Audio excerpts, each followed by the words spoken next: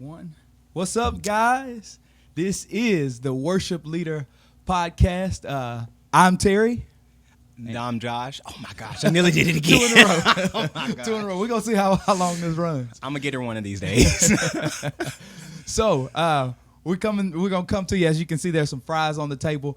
Call back to the first episode where we did the waffle fries, and Josh had the good idea about the things getting caught in the waffle fries, and so we decided to do some syrup and internet. Since you didn't respond, we'll just use whatever I had in my fridge. We asked the internet, and the internet didn't say a thing. So we'll do this. Left us on our own. So I had some maple syrup, and I had like some regular. I guess the flavor is just sugar. I don't just the Flavor's generic just sugar. the one with the pancakes on there. Generic. It was just like, look, this is what you're getting. So we're gonna try this out. We got a few things we're gonna talk about. But I want to give this a try. And see. And Chick-fil-A, you could be our sponsor. You could get this to all 12 of our followers. Come on. Just saying. Get on this train. Just saying. I'm going to try it. I don't even Okay. know which one is which. Like, one's maple and one's just regular. Okay. But I guess we'll find out. Well, I guess we'll just There dig it in is. and try Okay. it. Oh gosh, I'm Get nervous. it. Got to get it in there. Like you said, get it in all the little. I'm nervous. Let's see. Try not to smack. Okay. That's not bad. I mean, That's okay. really not bad. Oh my gosh. Kind of like a pancake. This is a thing for me right Salty. now. Sweet. That's Let me- that's really not I'm bad. gonna get another one of these. That's really not Let me bad. see what's going on with this one. Let me see. I think that's the sugar. Here we go. That was a little too. That one's probably maple syrup then. Oh my gosh. Oh gosh. Oh gosh. Don't get it on the table. Don't get it on the table. There it is. Let's see. Okay. Same. Mm-hmm. This is the thing. Yes. This is good. This is work. This is really good. I could do this. I could do this again. One more, Mhm. in case you missed it. I'm not sure which one I'm gonna do. Salty, sweet, Mhm. crispy. It's like the best pancake you've ever had. And it's handheld. I Key is think- to not get like too much, because you don't want a hot mess, but just enough. And I didn't get napkins, so it's gonna be crazy. Well. So it's kind of Alright. like with pancakes, you get that. It's hard to get a good pancake because sometimes it's too mushy on the inside. My personal opinion, it's hard for me to make a pancake because it. Sometimes you like the crispiness on the edges. At least I do. I like the crispy edges. But then to get it to cook where the edges are crispy, and it's not doughy in the center, it's tough. hard. But this is the right amount of crispy. And then a potato it's just like it's almost just like hardened batter. I really don't know how people haven't thought of this before. Best 'cause of this both is worlds. working. Definitely best. This best is of both working, y'all. worlds. If you have not tried this, I'm genuinely surprised right you now. need to give this a try. It's a lot better than I expected. I thought it would be weird, but it's great. It's True story. It's almost like, do you do the fries and the Frosty? I don't, but I've heard that that's good. It's really good. You I've heard might that that's think good. it's gross, but when you try it, it's amazing. And that's the same thing with this. Literally. I'm telling you, if you like the Frosty and fries, you will love this. It's very good. Very I don't good. even know Worth what to a try. call this. What is it? The fried syrup, fried syrup. I don't know what to call this. I don't know. I don't know what to call it. I don't know. We need to patent this Chick-fil-A, before someone gets This on is a thing. And if you see it at Chick-fil-A, you saw it here first. All right? Yeah. But if they do it, they stole our idea. This is gonna work though. I mean, Okay. it is. All right. I'm trying to get my phone open. Now I got Oh, slippery gosh. fingers. Got syrup going everywhere. That's why I was trying to curl it around, because I was just like, oh my gosh, because once syrup gets on something, it takes too long to get back out. Did not think this through. All right, so I wanted to talk about, for this first segment, we're going to talk about conspiracy theories. I don't know about you, but I'm kind of a big conspiracy theory person. It is really crazy how much we've talked, but we've never covered like any of these subjects somehow. Yeah, Like, we've been friends for years and we've never Literally talked about this. any of this. Now, I will say I'm not a rabbit hole person. I don't I don't disappear for a weekend and come back with like a long beard and like they're out to get us. Oh my gosh. That's not me. Like, but I like the idea. I love the idea of going down a wormhole and just giving your mind some I don't know what it is. It's like stimulation to me. I think I get what you mean because it's just like I don't know. I've done the thing where like if you get on YouTube and you like look up something, you could literally be on YouTube for like 3 days and just find all kinds of stuff, and they're just like, did you know this thing on this movie or something like that, and like they by the time you're done with the video, you're partly convinced. Let's be honest. You're partly convinced. Oh yeah, definitely. Like you're partly convinced. Definitely. They bring some facts. You're like, they you know do. What? I never thought about that. And they eerily know some things that normal people shouldn't know. Yeah. So it's also kind of just like, where'd you get this from? Weirdest thing. Not gonna dig too deep into that because this is kind of creepy, but it's okay. So for the first one, I'm gonna talk about this. I want to raise the question. The question: are aliens real? Aliens, are they real? Okay. Weird moment. Uh-huh. Depends on the day for me. Okay. Because some days, I know that sounds weird. Depends on the day. Okay, so like there are some days when I'm just like, nope, not possible, can't happen, right? Yeah. And then there are other days where I'm just like, but it could. They could be out there. Okay, so I don't know if they're out here like abducting people. I hope that's not the case. But I mean, it could happen. It could. I'm a huge I'm telling y'all, we're gonna try to keep this podcast down to like under 5 hours. Because I'm telling y'all, like aliens. All right, here's the deal. You have two schools of thoughts on aliens, that we have them and that we don't. And there's a convincing argument for both. Now, for aliens, of course, like I tell it, we're going down the wormhole, but just a little bit. Buckle up. All right, so a couple of years ago, there was this guy named John Podesta, which he was a chief of staff for Bill Clinton, and he also was the campaign chairman for Hillary Clinton. And have you ever heard of the WikiLeaks? Yes. What they are is supposedly people hack into these servers and they get the emails that have been sent back and forth between all of these people. So this person, John Podesta, he was being emailed by a guy named Edgar Mitchell, which Edgar Mitchell was the 6th man to walk on the moon. So he's an astronaut. He's a scientist, you know. And in these emails, he was saying, he was talking about, to make it quick, he was talking about saying that he had met with these entities and that they were discussing 0-point energy. Okay. So 0-point energy, if you didn't know, is what these aliens use to get to us, because energy, again, like I said, I'm crazy off into this stuff, but I don't get. Oh yeah, I'm crazy off into this stuff, but I don't let it carry me.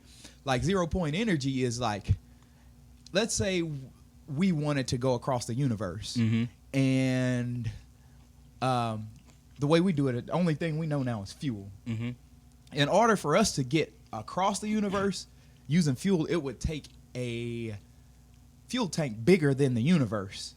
So it's impossible for us to travel. And of course, the time and all of that. So it would take that long to get across, and it would take that much thing. So renewable energy, they've harnessed energy, and it's called 0-point energy, and it's constant energy from a very small source. So he was saying that in these emails that the intergalactic leaders were wanting to put Earth in on this stuff. Okay. But we had to quit going to war first. We had to quit. We were too irresponsible That's understandable to handle that. That's really understandable. And these were emails going between government officials and astronauts.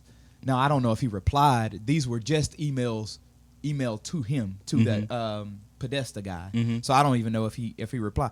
But that's weird that you'd even have that talk going. Like, and this is like very detailed. It's not some general like, oh, I saw a thing. It's just like we had like a whole conversation. This is what we talked about, and this is what we need to do because they said that we're irresponsible and we're basically, like whatever. So yeah, like this is pretty detailed. I know this is pretty detailed. It's pretty detailed. And another thing to argue the point of a alien believer, which I'm on the fence. I feel like, the Bible doesn't say that there's not aliens. I mean, God doesn't say, the Bible doesn't give us any, at least my knowledge, I'm no theologian, but the Bible doesn't say anything about there not being aliens. It doesn't say that they are or not. I mean, so who knows?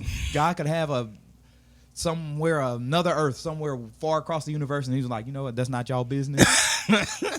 You need to worry about what you got going right now. About paying your bills, and doing what you need to do. Don't worry about them. So I don't know. Anyway, what was I saying? I forgot. The other evidence. The other evidence.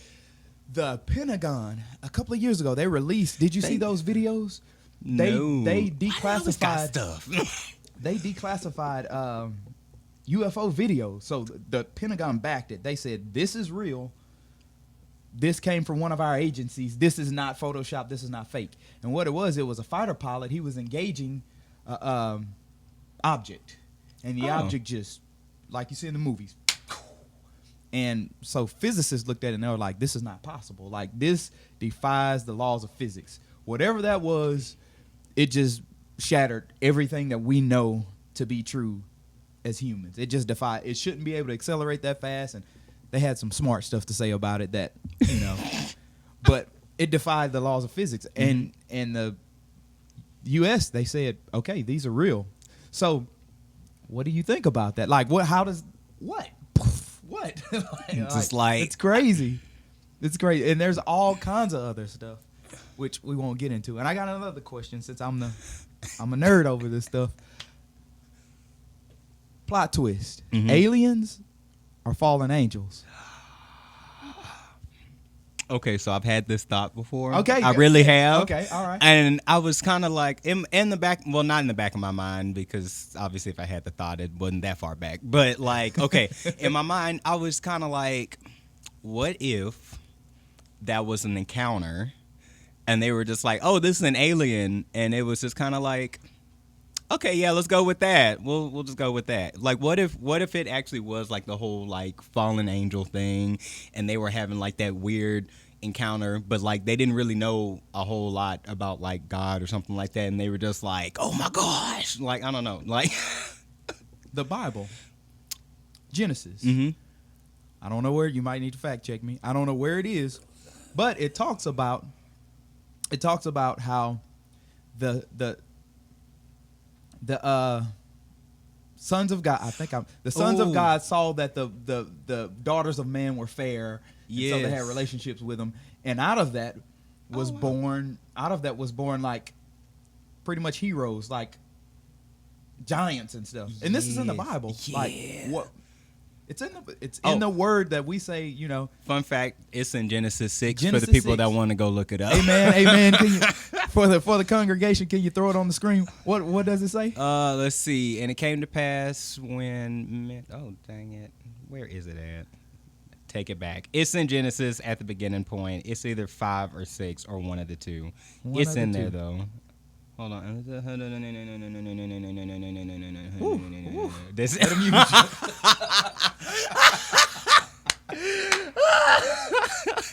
oh gosh, that was funny. Let's see. Oh, okay, there we go. Verse 4. There were giants in the earth in those days, and also after that, when the sons of God came in unto the daughters of men, and they bare children to them, the same became mighty men which were of old, men of renown. And God saw, that, and then it starts going into when God's just like, well, so not a theologian. Take what I'm saying with a grain of salt, because I know the internet can hammer you. That's not what it means. The Greek and the Hebrew means whatever. I'm just going to take it for face value as somebody reading the Bible and not studying it. They made a distinction between the descendants of God and the descendants of man. Like they spoke like it was two different things. And if it was just a man and a woman, why would there be a distinction? If honestly, it was just a man saw a woman, saw that the woman was beautiful, and I feel like the Bible would have specified that, because they would have just been like, I mean, they was just out there like that. It wouldn't have just been like the sons of God. Like yeah, I don't know. Yeah, it's like yeah, sons of God. So the women of man. You know, it makes a distinction. Specifics. Yeah, specifics. So that gets me to thinking like there's, I'm gonna be real quick on this and we can move on. Like there's this podcast and there's this guy he's been a pastor of like a really large church, and he's like a doctorate in theology and all of that. And what he does, he studies this kind of stuff so that people like me and you Christians will have an answer for it. Mm-hmm. And so his view on it is that there could be aliens. There's a good chance that there could be, but that these entities also could be interdimensional and not intergalactic or interterrestrial or whatever the word is, interstellar or whatever. The word Interstellar, that movie. Have you ever saw that movie? It's a good one. They talked about all of this stuff. Yeah. Another. Never mind. I'm not. This podcast will be 3 hours long. Stay on it, Terry. So they were saying he thinks that it's interdimensional because a lot of the ways that people contact these entities are spiritual in nature. So his thing are, why are you using spiritual means to contact a being, in another solar system or something? So there's a lot of like dark magic type stuff to contact what they feel are aliens, and he's thinking like these are not aliens at all. Probably if you're using stuff like that to contact them. You don't have to use spiritual stuff to contact an alien. No, you did not. You did not. That E.T. phone home. He just flew here in You this didn't ship. have to say on E.T. to do it. I could go. There's so much stuff I have. I could go. If y'all want another episode talking about this, I got a lot more. Let us know, please. I'm gonna move on. Let us know, because this is I'm getting a lot of good stuff out of this. Actually, there's a lot, it goes. The rabbit hole is deep, and I went deep enough to. I held on, and still I got the information and came back. So another thing, like flat Earth. Okay, so with that, okay. So come on, John. Now this may sound stupid. Give me the right answer right now. This may sound stupid, okay? But if the world is, I'm not even gonna look. No. Okay. But if the world is flat, I feel like at some point you are going to reach the edge. Okay, all right. Like okay. it may take a while, but you're gonna reach the edge where somebody's gonna be like, if I go further than this, I am falling off, and not falling off the like a cliff. Like you have fallen off of the planet, and you are now in space, and you are gone, and we've lost you. Like that's where I'm at with that. All right. With same school of thought. Now, the way I feel about flat Earth theory is. Almost any other theory, conspiracy theory, if you told me it were true, I'd be like, okay, I can see it. Wasn't a big shock, the government being whatever. The government. Okay, that's not a far reach because government's kind of sketchy, Aliens, not a far reach. There's stuff flat happens. Earth. That's a bit of a reach. You got to make it work. You got to make it work. If and let me go back and say, I am on the alien. I know I played the advocate to aliens, but I don't really necessarily believe that they're alien. I don't know. I don't give it a lot of real thought. I'm worried about my day-to-day life, so I'm not really worried about it. I'm trying to get bills paid right now. I don't want to go around and, oh, Terry, he's on with that tinfoil hat on. I'm not trying to be that guy. Got the telescope out every night. I think I saw him this time. So, back to the flat Earth. Now, I did listen because I have no sentiment for it, so I had to listen. I just don't get it. But the guy, he made some pretty good points about. But my thing is, like, you have a telescope. You can go and look at the moon. The moon's round. I can go and look at Saturn. It's round. The sun, round. Earth, flat. Everything else in the universe that we've seen that's like planets and stars, they're round. And the Earth, flat.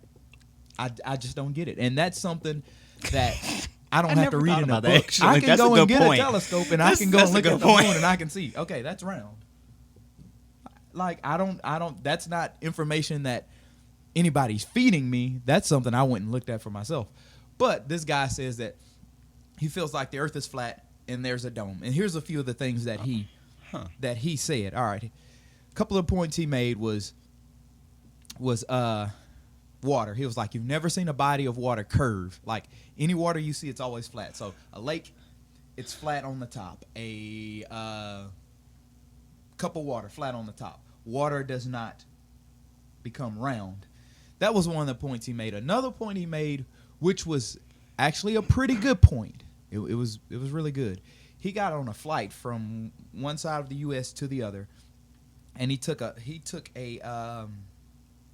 level, and then he went online to his group of all the people that think like him. He was like, "Give me the smart calculator that calculates curvature of Earth and all that." And so he got in that, and he was saying, you know, if you're going from one side of the U.S. to the other, the plane should compensate. If it's going around a globe, the nose should dip and compensate, because if you fly straight, you just fly farther away from the Earth and into orbit.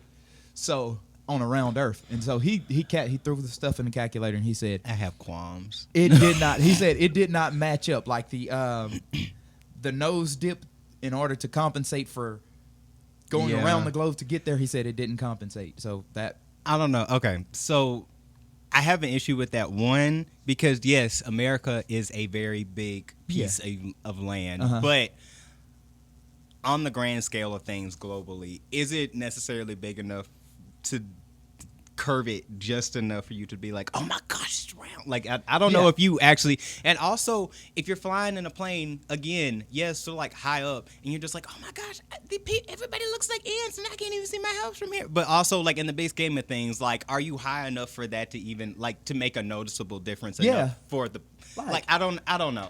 That's just me. I feel the exact same way. Sentiments exactly. Another thing he mentioned was, he said there's no such thing as gravity, because on a flat Earth, gravity, whoop, throw it out the window. And this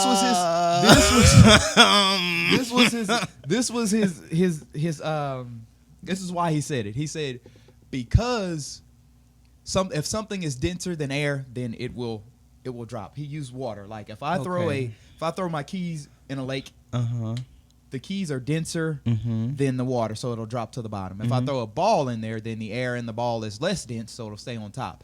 So his thing is, we're kept to the ground not by gravity, but by us being more dense than the air, and that's what keeps us down. It's real simple. And and another point he brought out was, like, if gravity was enough weight to keep a ton car to the ground, on the ground and moving, keep it fixed to the Earth, and I get out of my car under that same weight of gravity and just walk around.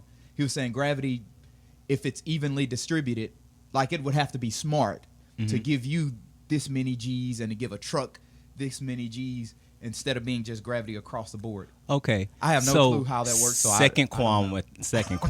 Okay, so gravity is not necessarily like, like it's not like some like weird force mushing your face down to the ground and making sure that you are trapped on this one planet. Like gravity is a matter of attraction, and I'm like having a super big nerd moment. But like gravity, I don't know any of this, so this is good. Gravity is a matter of attraction. Like when they're talking about, like, I don't know, I forgot what the measurement was. I haven't studied this in a really long time. But like when they're talking about like the measurement of it, they're wait. So you studied this on your own and not at school? Oh no.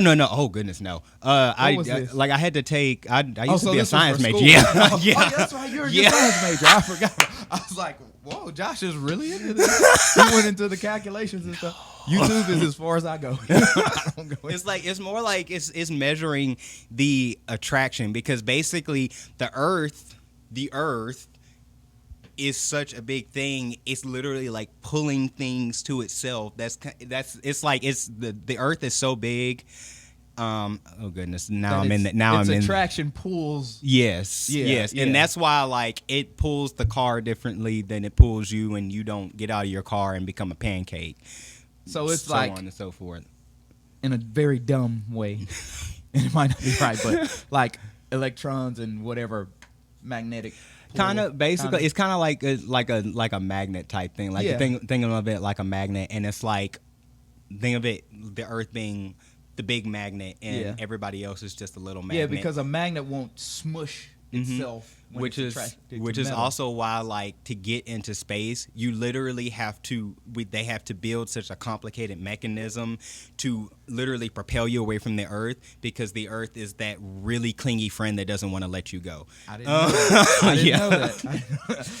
Earth like, weirdo. Earth texting you at night. What you doing? You come back. So yeah. Now. Also, I'm not a scientist. I haven't been in school in a while, so the details of that may be a little fuzzy. And if you know something, if you know how to explain that better than me, please do. Picture. You know what he's talking about. Please do. Whatever. I got what you were saying. It makes sense to me. Okay, one more thing on this flat Earth, and then I guess we can move on, because, like I said, this could be really long. Another thing he said is Antarctica is really like the outer crust of a pizza. Like, it's the circumference of the flat Earth. So up on Antarctica is an ice shelf, which if you climb the ice shelf, you get into infinite whatever. So we're all encapsulated. I'm sorry.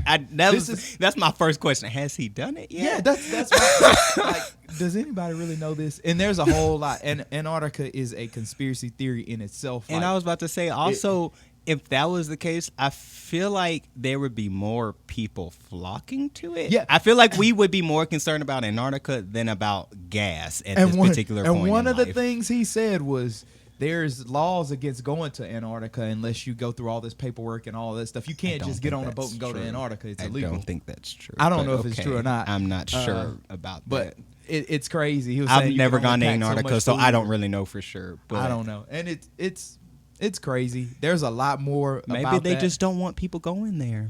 Because you'll die. It's very cold, and you'll die. Maybe they just don't want you there. Major liability to go to Antarctica. Very major. So, of course, don't go. That's in my opinion. So flat Earth, I'm leaving it alone right here. I could go on forever and ever on these conspiracy theories, but wrap it up. Conspiracy theory, flat Earth, no. Aliens, maybe. We'll see. Yeah, we'll see. We'll see. Switching gears, majorly switching gears. We're gonna. I feel like we need to play some worship music in the background, set the mood to like transition, because it's a tough one. Thank y'all for sticking through this one. Yeah. All right, so transitioning back into worship leading. Oh yes, yes. Overcoming confidence issues. Now, one of the things that I've heard and I've kind of seen in my time worship leading, I've noticed things that are connected to confidence issues, whether it be getting up there and just kind of like a what's next when the eyes get on you kind of thing. It can really like, you know, in those movies how they have the how they pan the thing out and the person starts to look so small and feel so small. That can are the deer in the headlights, or what that can really happen when you get in front of a lot of people and a lot of eyes are on you. It can really throw you for a loop, and it can really mess with your confidence. It's a real thing, y'all. So overcome it. It is a real thing. I know it all too well. And it's crazy because it's just like you could be in practice and be killing it, and I mean just all kinds of stuff. And you're just like, I know these songs, I know my part, I'm ready. Like, yes. And then like that countdown down. Oh my gosh. Yes. Down. Count down. Oh my gosh. What is wrong with me? Okay, so like that countdown's going and it's just like the last 5 seconds and you're all like pumped and you're just like, yeah. And then like the countdown's over and then like service starts and it's just like, wow, there's a lot of people in here. All right. Woo. Start sweating and stuff. I know. I need to go back and correct this because I said count down. I don't know if that sounded rude to you or not, but it wasn't meant to be rude. And when I said it in my head, I was like, I wonder if he think I was just trying to check him. No. I wasn't trying to check you. Because like I was saying it because like I said count and I don't know. Okay, I don't know what came out of my mouth, but I was just like, I'm pretty sure that wasn't right. Let me correct that somehow. Okay. So that countdown wasn't trying to check you. I was just down. It was just my brain. I was having like, you know, you get stuck, you stare at something, you're like, count down. Yes. Yeah, but yeah, that is a thing.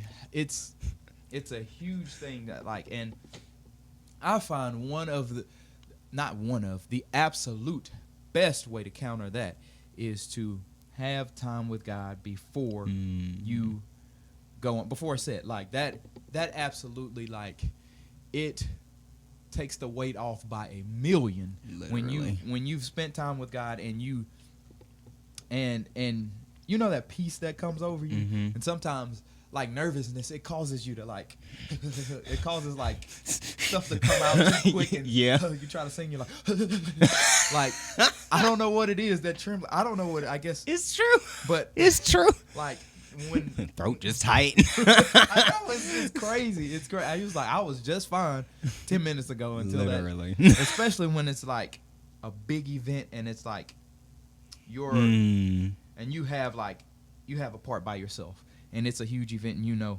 okay, a lot of eyes are on me and this is not a performance. Everything depends on you though. But if you don't do your part, I mean, it's no big deal. It's just you've ruined everything. Yeah. Like, it's no big deal, though. No big deal. We literally have to just shut it down. Call the preacher. We're not even having music anymore. Like, no pressure, though. You do you. So I find that like to settle that, like spending time with God, it settles that whole thing so much. Like it's crazy how you know. I think back to the times where I would have a solo during a big event and just spending some time with God, how that shakiness would just kind of like, it would go away just enough for me to do the thing that I need to do. Now it wouldn't completely, like, I'd still be nervous and I still have those whatever, but God would settle me enough to be able to represent what needs to be done in that service, you know, and sing and have his presence to move. Like it would be just enough. Like it would be, may not come when you want it, but right on time. So that's and I find that getting in his presence, it does that. Like it calms, and that's the absolute number one way to do that. I'm sure you. Honestly, I completely agree with that because people that know me know that sometimes I'm running like 1,000 miles a minute every direction and stuff like that, and doing that helps me to just stop. Yeah. And just like it helps me to stop physically, stop mentally, sometimes emotionally, and just get centered, get back to where I'm supposed to be at if I'm not where I'm supposed to be at already, and just really connect and get back to that mentality where it's just like I'm just here to worship, you know? Like, it puts everything in perspective when you do that. It puts everything in perspective. Like, what I'm doing this is not something I need to be nervous about. Yeah. Even though the human parts of me want to be nervous and they cause me to be nervous, I don't need to because it's really not, you know, I'm not. Yeah. It's not me. It's just, you know, it is me, but also. Yeah. No, I get what you mean, though, where it's just like, it's not. It doesn't have to be the pressure that you think it is. Yeah, right. Really. Exactly. It's like, because I think a lot of times, like, the nervousness comes in because we think, like, oh, we're singing that really complicated song, and, like, in that song, like, we're supposed to flip, and I don't know if I can make it, and I don't know if I'm going to be able to do this, and all this other stuff, and it's just like, what if I go to do it and like I croak or I choke or like I crack the note or I'm supposed to like hit this run and it's just like I run off the platform and like right off like, you know, it's like little stuff like that just kind of gets to you where it's just kind of like, what if I like, oh yeah, they heard the song on the radio, they know that part, they know that note he hit, they do, people, so I gotta hit it. They're waiting on it, everybody's waiting on it, and it's just like no. Do the octopus. It was there. It's like kind of, I don't know. It's I don't know. This may be me sounding kind of random, but like it kind of, what's coming to mind is like whenever at that one, because of the times when we were singing Speak, and like you were doing that beginning part and like you were like way up there and they like whoosh spotlight and it was just like, all right. No pressure though, but yeah. My teeth out. Right. The spotlight was gonna be on. Singing with a big piece of spinach. I know. But I mean, like, it was like you just like you made it seem just so like natural, and you were so like calm, and you were just singing it, and like you killed it, and you could just tell like Terry was just like he was in the zone. He had the right mindset. And it wasn't like he wasn't focused on the whole like, man, this spotlight is right there in the middle of my pupil and I'm partially blind right now. And I really hope I don't fall off the stairs because this is a really, really big height.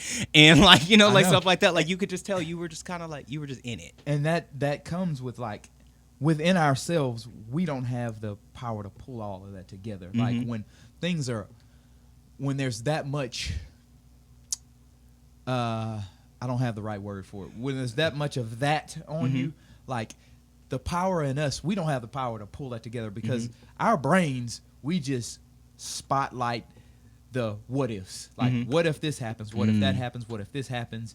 What if that happens? Yep. Like that, I think we're just kind of wired like that. So the power in ourselves, we don't have the power to. We have to tap into God and spend some time with him before, mm-hmm. or you'll be a wreck. Like honestly, you will be a wreck. Honestly, it's tough. It's tough. And another thing I would say would be like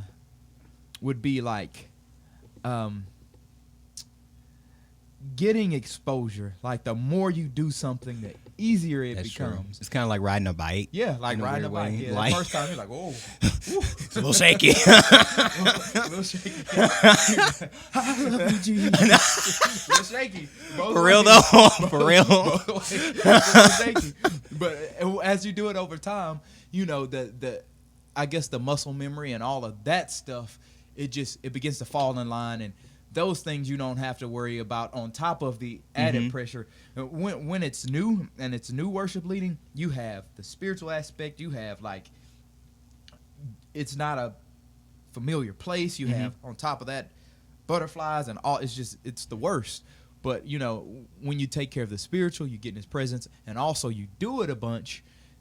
All of those things begin to fall in place, mm-hmm. and you begin to be able to express yourself more openly and not feel nervous about it and that kind of thing. So I think that would be another thing, would be like exposure and doing it over and over. Mm-hmm. It just kind of, because it also kind of like it kind of gives you that sense of just like, I don't know, you start learning to get comfortable, I guess, in it. Where it's not like this big deal of just like, oh my gosh, I know, oh my gosh, they're all looking at me, oh my gosh. Like it's just sing the song, like right. sing the song, man. Sing the song. Stop. And it's like, it's really funny because like even with like singing stuff, I think a lot of times like we play like these little mental games and we think stuff is harder than what it actually is. Yeah.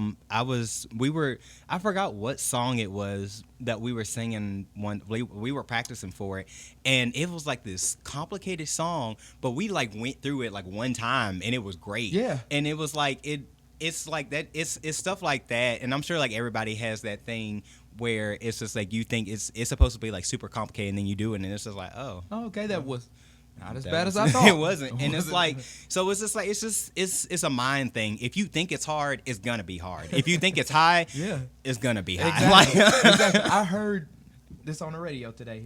A guy, he said there's two. It loosely connects with this, but mm-hmm. you just said something like, if you think it high, it is. If you don't, it's not. Mm-hmm. He said there's two kind of people in this world: people that believe they can, and people that believe they can't.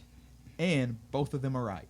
It's a good. That'll That's preach. Deep. Woo, that'll preach. Like that had nothing to do with this, but you said something that's no, that's good though. I guess it does. It does. To do with this. Yeah. Like there's two kind of people. People who think they can and can't, and both of those people are right. And also, fun fact: you can honestly, if you aren't sure about yourself and you're doubting and you're like struggling with the like, if you don't have any form of confidence and you are sitting there and you're believing like, I'm not going to hit this note, this isn't going to be good, sometimes unintentionally you give that off to other people. Oh, you like, definitely like, and and the thing is, like, people kind of, I don't know, it's weird. Like, sometimes people pick up on it and they hear and they're just like, yep, they don't think they can do it. they ain't gonna. Jesus, I love you. Yeah, I know what note coming in that. No, yeah. They're like, doesn't this they note? need a longer runway than that. So now, like, this song get kind of high. You sure you gonna make it, baby?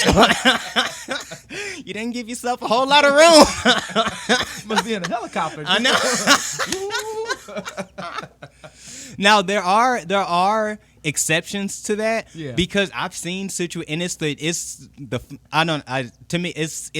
that weird, like, funny where it's like not funny haha but funny kind of weird, where it's just like there's that person, they're nervous and you know they're nervous, you see it when they walking up and you're just like, oh bless them, and all of a sudden they sing, they're like, oh, and everybody's like, you praying, they think you praying like, yeah, God, but you actually praying for them. You're like, oh, bless them, let them reach it, Lord. And all of a sudden they open their mouth and they sing and you're just like, oh my gosh, did you see? Oh my gosh. And it's just like, I don't know, there are people that can do that. They can just, even when they're nervous, they're amazing. Oh, happy day. Yes. Oh, happy day. And so it's just, I don't know, there's those like random exceptions to the rule. There are exceptions, but the rule most of the time is, if you go into it with that mindset, then that's probably how it's going to play out, as far as thinking you can't, and it's a whole thing. Kind of like when we did, we used to sing Gracefully Broken, and it's like that last part when we're saying I surrender, and it's like the flip part, and everybody was just like, brace yourself, well, here we go. If you think about it, you are dead. You got worship leader on the stage doing toe touches. So literally, like, what you doing? Well, I'm getting ready for this song. Literally, because it's just like, if you think about it, you're probably not going to hit the note. But if you don't think about it, you got it. You can sing it. It's in your head. And you just got to do it. You just go for it. Jump off the cliff. Yeah, and those are some great things, I think, with worship leader and overcoming. There's a few other things. I think we kind of getting kind of long. We may need to wrap this one up, and we can talk about it more on the next one. But before we do wrap up, I would like to say, hit that like button, subscribe. You thought it was gonna be something profound? No. But seriously though, I feel like we've created something that's pretty good, And if you wanna help us out, take 2 seconds, go and hit the share button, share it with somebody. It don't take long. It's right under the comments. Just share, boop, hit it. It don't take long. And if you're on Spotify, if you're on iTunes, go and rate it. 5 stars, of course, nothing less. And that'll help it get out to other people. And we enjoy doing this, talking craziness, and also giving some perspective on some issues in worship leading. So we'll leave the links in the bio, leave the links in all of the under everything. You'll be able to see it just if you want to listen to us on the go. Like I said, we're here to help you get through your day. If you're getting bored, you're at work, you commuting, whatever you're doing, you can check us out on Spotify. Check us out at all of the places. Please do. We'll be there. Josh, you got anything? I mean, hey, if you know anybody that you feel like you would really benefit from it, I know not everybody is like, oh, I can sing or something like that. Not everybody feels like that. But you may know somebody who could really use this. Feel free to share it with them. Send it to them. Or they might like conspiracy theories and like, also true. This is nice. Also true. So yeah, we'll try to give a little something for everybody. Yeah, so I guess that's it. If that's what, all right. We'll see you guys later. Thanks for tuning in. And that is a wrap. See you guys later.